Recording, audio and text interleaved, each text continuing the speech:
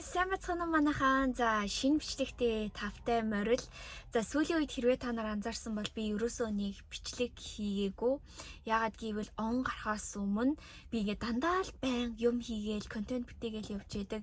Яг өөр дээрээ анхаарад өөр дээрээ ажиллая гэж бодоод жоохон амралт авсан байгаа. Гэхдээ шинэ он эхлэхээс өмнө та нартайгаа уулзах хэрэгтэй юм шиг санагдаад энэ бичлэгийг хийж байна. Тэгээ өнөөдрийн болохоор Christmas Eve 100 сарын өмнөх өдөр 100 сарын битүүний өдөр гэх юм уу монголоор. Тэгээ энэ өдрийг би бас яг гоё өөртөө зориулаад айгуу гоё өнгөрөөж байгаад жижигхэн влог хийнгээ та нартайгаа ярилцаад энэ жил би юу сурсан, юу өөрчлөгдсөн гэд нэг эргэж харангаа энэ experience-ээ та бүхэндээ хуваалцъя гэж бодлоо. Өнөөдрийн хувьд гэх юм бол миний хувьд бас л яг тийм өөртөө бүх өдөр бүх цагаа зарцуулсан тийм гоё өдөр байсан. Өглөө би hot yoga-нд яваад өдрийн хоолоо хийж идчихэд жоохон вебсайт юмнууд дээрээ ажиллаж байгаад та нартай цуг гоё парк ороод парк харуулангаа нар жарахыг харъя гэж бодсон байхгүй юу. Тэгсэн чинь өнөөдөр айгүй бороотой өдөр байж таараад тэгээ парк дээрээ ирсээр байтал аль хэдийн нар буучлаа. Тэгэд би энэ жил юу суралцсан бэ гэдэг талаараа та бүхэндээ баг багаар хуваалцаад явъя. За юуны түрүүнд гэх юм бол энэ жил миний хувьд айгүй тийм дотоод хүн дээрээ ажилласан, сүнслэг байдал дээрээ ажилласан, энэ талаар айгүй их суралцсан, ном уншсан, айгүй их өдөр болгон бас бясалгал хийж өнгөрөөсөн тиймэрхүү өдрүүд байсан.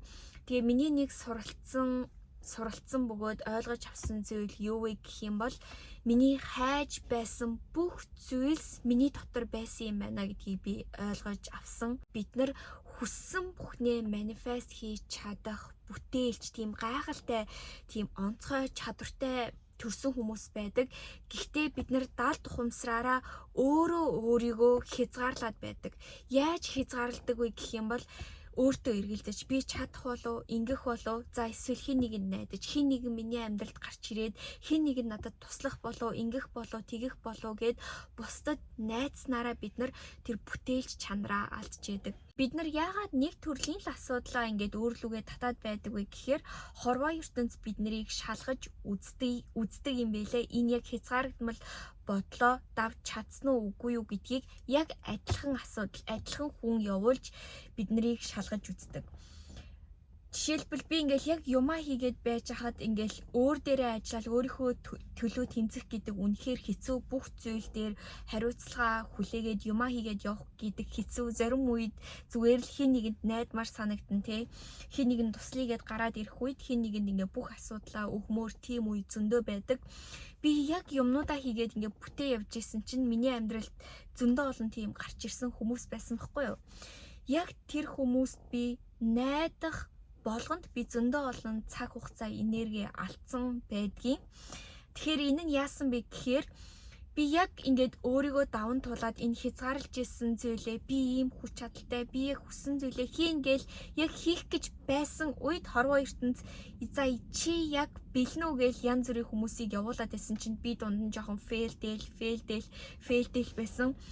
Тэгээд бүх зүйлс бүтэхгүй болсны дараа би жоохон эргэж хараад, өөрлөгөө хараад бүх энэ энерги өөр дээрээ төвлөрүүлээд хинч надад тусалж чадахгүй маань. Миний хайж байсан зүйл бүх зүйлс миний дотор байсан юм байна гэд яг өөрлөгөө хараад эхэлсэн чинь миний гинт бүх юм бүтэж эхэлсэн. Бүх юм бүтэж эхэлсэн. Яг хүн болгоных өөр байж магадгүй л те. Ялангуяа миний хувьд би контент бүтээдэг болохоор би энэ зүйлийг өөрөө даван туулж бий болгоснороо мянган эмгтээчүүдэд эмгтээ хүмүүс өөр дээрээ анхаарснараа бид нар өөрийнхөө хүчээр хүссэн бүх зүйлээ бий болгож чадна гэдгийг магадгүй хуваалцахын тулд энэ зүйлийг туулсан байж магадгүй. Тэгээ зарим хүмүүсийн хувьд гэх юм бол те өмнөх relationship-ээ явуулж чадахгүй ч юм уу бас тийм зүйл байсан байж магадгүй. Энэ тал дээр бас Wizardly хуваалцж исэн. Бид нарыг бас хорвоо ертөнц яг тэгэж шалгаж үздэг. Яг иймэрхүү хүмүүсийг бидний амьдралд оруулж ирж тэгэл тэр хүмүүсийг хүлээж аваад ах юм бол бид нар хизээж хичээлээ суралцахгүй. Түүнээс гадна бид нар ингээд явуулах хэвээр хүмүүсийг явуулахгүй байхаар яадаг вэ гэх юм бол бид нар энэ карма буюу ингээ болох ёстой зүйлийг бид нар ингээд хүчлээд хаагаад ин гэсэн үг. Жишээлбэл чамд айгүй тийм муухайддаг, хүчирхийлдэг ч юм уу те. Чиний амьдралд байх эсгүй чи хүчээр байлгаад байх юм бол тэр хүний тэр karmic cycle-ийн одоо чи чангаагаад зулгаагаад ерөөсөө ингээд байгалийн зүйлийг байглаар нь байлгахгүй байх гэсэн үг. Тэр үед яадаг вэ гэхээр магадгүй тэр хүн чамааг алдснараа ямар нэгэн зүйл амьдралаас суралцаад тэгээд амьдрал нь бий болж явах ёстой байтал тэр хүнийг чи чамд муухай хандсан ч гэсэн байлгаал гуйгаал надтай л хамт байгаач гэд байх үед тэр хүний туулах ёстой кармагийн эргүүлээд чи туулна гэсэн үг. Тэгэхээр бид нартэй ямар нэгэн зүйлийг энэ masculine энергиэр те энэ л минийх байх ёстой, ингэх ёстой, тэгэх ёстой гэж бид нар хизээж ямар нэгэн зүйлийг хүчилж одоо өөрийн болгодгүй гэх юм уу. Хоёр дахь миний суралцсан зүйл юу вэ гэх юм бол би өөртөө ирэх айгүй их тийм эд баялаг те бүх зүйлийг даалд ухамсараараа бас хязгаарлаж байсан гэдэг зүйлээ ойлгосон. Энэ талаар бас өмнөх бичлэг дээрээ ярьж исэн cycle breaker буюу гэхээр бид нар аав ээж өвөө эмээ удам суудаар одоо өвөг дээдсийнхээ тэр үзэл бодол амьдралын хэв маяг бүх зүйлсийг яг адилхан үргэлжлүүлэл явах ер нь бол тийм хэв маягтай байдаг. Та нар угаасаа зөндөө сонсож байсан бах тэдний humаараа тийм тэднийхэн ч угаасаа тийм штегээд бид нар зүгээр өөрийн ирэхгүй л тэр зүйлийг ингээд үргэлжлүүлэх гээд байдаг. Гэхдээ миний хувьд би өнөөдрийн өөрийгөө бий болгохын тулд би тэр одоо удам судрын дагуулж ирсэн бүх зүйлийг эвдэх шаардлагатай болсон. Жишээлбэл манай удамд эрүүл амьдралын талаар ярьдаг ч юм уу гайхалтай зүйлийг бүтээсэн тийм хүн ерөөсөө байхгүй. Тийм учраас би хүссэн амьдралаа бий болгохын тулд энэ удам судрынхаа одоо ингээд тойроод авч явж ирсэн бүх зүйлсийг хязгаарлагдмал бодлуудыг би эвдэх шаардлагатай байсан. Миний хувьд зарим тал дээр бол эвдэж чадсан. Тэгээд би өөрийгөө бүх тал дээр эвдсэн гэж бодож исэн. Жишээлбэл одоо манай аавын удмын талын эмээ маань гэх юм бол маш их чихрэнд дуртай. Тэгээд нөө элсэн чихрэнд айгүй дуртай, илүүдэлчинтэй тийм хүн байсан. Тэгээд миний хувьд ч гэсэн надад тийм зан чанар айгүйх ажиглагддаг байсан. Би чихэрлэг юм үнэхээр их дуртай. Миний хувьд ч гэсэн хоолноос 100% хамааралтай болсон тийм үе ч гэсэн надад байсан. Энэ зүйлийгээ бол би эвдэж чадсан. Яагаад гэвэл би эмээгээ яг ямар байдалтай байхыг хараад зөндөө олон өвчин өөрлөгөө татаж байсан Энэ бүх зүйлийг хараад би ийм байхыг хүсэхгүй байна гэд би өөртөө хэлсэн болохоор би үнэхээр хичээдэг эрүүл амьдралын талаар суралцсан гээд за энэ тал дээр юу ч гэсэн би өөрийгөө өөрчилж чадсан. Гэхдээ би нэг тал дээр тэр яг эмээгийнхээ талын гаргадаг зан авирыг гаргаж ийснаа олж мэдсэн юу байсан бэ гэхээр надад хангалттай зүйл байгаа ч гэсэн хин нэгэн одоо би чамд энийг өгөх үү тэрийг өгөх үү гэж хэлэхэд надад хэрэггүй байсан ч гэсэн би тгий гэж хэлдэг надад тийм зан чанар байсан. Дотроо би юу гэж бодож байсан бэ гэхээр энэ үг нь бол надад хэрэггүйтэй. За хэрэггүй юм чинь би дараа нь хайчиндаа. Гэхдээ хүнд яахын одоо өгч явах чинь үгүй гэж хэлээд яахын гэж бодоод одоо за гэд хэлээд авчдаг ч юм уу. Эсвэл надад хэрэггүй байсан ч гэсэн би тэр зүйлийг авчаад би энийг хүнд өгөх үү гэж боддог ч юм уу Энэ нь даалт ухамсараараа би яаж исэн бэ гэхээр надад энэ зүйл олдохгүй энэ зүйлийг магадгүй би дахиж худалдаж авч чадахгүй. Тийм учраас би энэ зүйлийг авчий гэж боддог ч юм уу. Like I don't know why I'm doing that. Гөө анзаараад үтсэн баггүй юу. Ихэнх үед яаж яах тэрийг авчаад би хайчдаг заяа. Тэгээд би яг энэ зан чанараа анзаарчаад би ингээд бодоод үтсэн чинь манай эмээ тийм хүн байсан баггүй юу. Айгүй их асуудлаа хүмүүс ярьдаг. Тэгээд асуудлаа хүмүүс ярингууд мэдээж хүмүүс туслахыг хичээгээ ч юм уу энийг үгүй тэрийг үгүй тэр үед одоо хуучин нойтон юм өгөх ч юм уу тийм юм Монголд айгүйх байдаг штэ. Тийм юм айгүйх тэгэж авч амьдрдаг тийм хүн байсан. Тэгээд анзаараад үтсэн чинь яг тэр зан авирыг би гаргаж исэн байгаа байхгүй юу.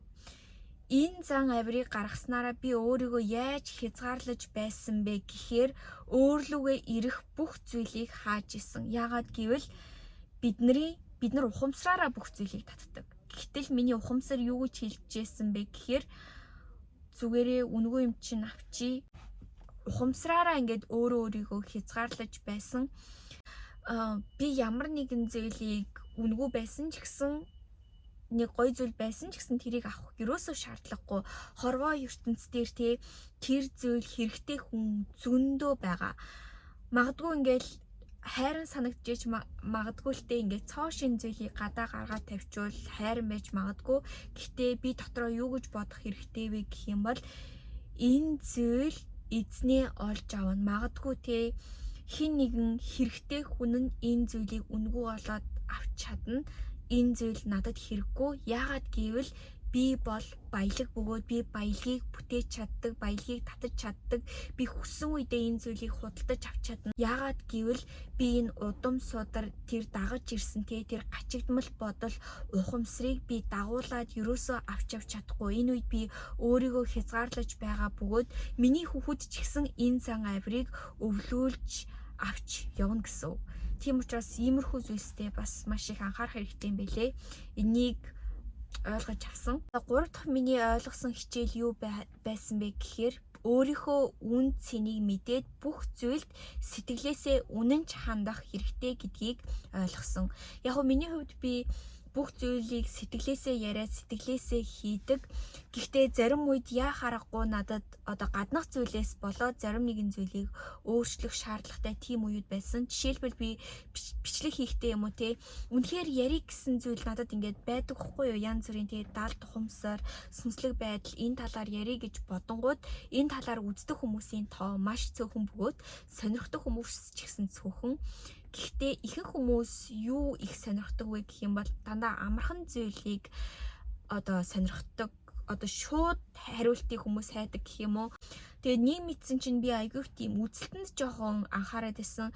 За би энэ бичлэг хиймээр байгаа ч гэсэн баг нэг хүн үзэхгүй штэ. Гэхдээ би ингээ айгүйх цаг зав бүх зүйлээ зориулж байгаа юм чинь мэдээж хүмүүсийг өөрийнхөө бичлэгийг үзүүлэхийг хүсэн штэ. Юуны талаар ярих уу? Юу гэж яривал илүү хүмүүс их үзэх бол, юу яривал ямар богинохон байдлаар яривал илүү их хүнд хүрэх бол гэд айгүйх тийм зүйл баригдаад байсан.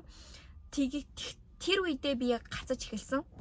Тэгээд би яг зайгаа бариад яг дотроо нүдэ над бодож эхэлсэн баггүй юу? Би хэрвээ үнэхээр сайн найздаа зөвлөгөө өгч байсан бол би юуны талаар ярих байсан бэ? Сэтгэлээсээ хамгийн хайрладаг хүндээ зөвлөгөө өгч байсан бол би юу ярих байсан бэ? Сургалтынхаа хүмүүст ч гэсэн яг адилхан би нөгөө амархан шийдэл өгөөч юм уу? Энэ үнэхээр миний сайн найз байсан бол би энэ хүнд юу хүсээд яаж зөвлөгөө өгөх байсан бэ гэд яг нүдэ над бодож үзээд чин сэтгэлээсээ ингээд бүх зүйлд хандаж эхэлсэн чинь бүх зүйлс маш шулуухан явж эхэлсэн. Сургалтынхаа хүмүүстэй би маш их дотн болж эхэлсэн, найзуул болж эхэлсэн. Сургалтын маань хүмүүс ч гэсэн яг энэ байдлаар үр дүнгээ авч эхэлсэн. Тийм учраас үргэлж өөртөө үнэнч байх хэрэгтэй. Тэгээд нэг ойлгосон зүйл нь гэх юм бол би юу ч ярьсан байсан. Миний амдаасаа гаргаж байгаа үг болгон би суралцаад үнэн сэтгэлээсээ хэлж байгаа л бол энэ болгон үн цэнтэй бөгөөд би үн цэнтэй. Миний амьдралд байгаа YouTube, намайг үздэг хүмүүс энэ зүйл миний амьдралаас гарсан ч гэсэн би хിവэрэл байна. Би энэ мэдлэгтэйгээ хിവэрэл байна. Надад юу ч байхгүй байсан ч гэсэн би бүгдийг доороос нь эхлээд би болгож чадна. Ахаад энэ YouTube суугаа би болгож чадна ч гэх юм уу ямар нэгэн гаднах зүйлсээр өөрийгөө тодорхойлохгүйгээр өөрийнхөө үнд цэнийг олж хараад бүх зүйлд үнэн сэтгэлээсээ хандах гэх юм уу? Зөв тайлбарлаж чадсан уугүй юу? Би бүр харанхуу та нар баг намайг харж гин үү? За ерөнхийдөө нэг иймэрхүү байлаа. Тэгээ мэдээж өөртөө анхаарах, тасгал хөдөлгөөн хийх эдгээр бүх зүйлсээ хизээж мартаж болохгүй нэрээ гиснээс тасгал хөдөлгөөн гэснээр сүүлийн сар би ерөөсөө өргөөгүй байнга жим рүү явдаг байсан шүү дээ. Гэхдээ сүүлийн үед бүр дандаа йог хийгээд өөртөө зүгээр л зөөлөн хандмаар санагдаж байгаа. Ингээл өөрийгөө мэдэж аваад өөрийнхөө үн цэнийгтэй би тасгал хийхгүй байсан ч гэсэн биеэ бүр ингээд хүчтэй жингээр зовоохгүй байсан ч гэсэн би үн цэнтэй. Миний бие гоё. Гэхдээ мэдээж би өргөн жим рүүгээ явна. Гэхдээ миний хувьд би өдрөөргөн жим гэдэг үе байсан байхгүй юу? Тийм байхаа болсон. За тэгээ одоо бүгдээрээ Trader Joe's гэдэг айгүй гоё дэлгүүр байдаг байхгүй юу? Тэр дэлгүүрээс эрүүл хүнсээ цуглуулна. Надтай хамт миний хүнсийг цуглуулцгаая. Би та нарт уг нь бол хажууд нэг зул сарын мод харуулъя гэж бодож ирсэн. Тийшээ явах гэсэн чинь жоохон залхуу өрөөх юм. Та нар зул сарын мод хармаар байна уу? Вау! Амар олон хүн байна. За юу ч гэсэн та нартайгаа хамт зул сарын мод харах гад ишээ хүрээд ирлээ. Би уг нь бол олон хүнтэй газраар ерөөсөө дурггүй. Гэхдээ зул сар болж байгаа юм чинь гоё мод харъя гэж бодоод тэгээ утсан чинь бас амар гоё өндөр үнэхээр гоё харагдчихсэн. Зөндөө олон гэрэлтэй.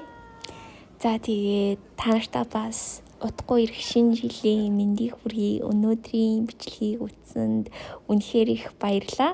Тэгээ түүнээс гадна удахгүй шинэ он болох гэж байгаа. Шинэ ондоо надтай цуг өөрийнхөө хамгийн гоё хувилбарыг бүтээе гэж бодож байх юм бол миний 21 хоногийн сургалт чаленжид нэгдээд эрүүл хооллож сураад өөртөө анхаарч сураад бас сэтгэлгээнээрээ ажиллаарай. За тэгээд удахгүй сургалтын дээр уулзцаая. Баяртай.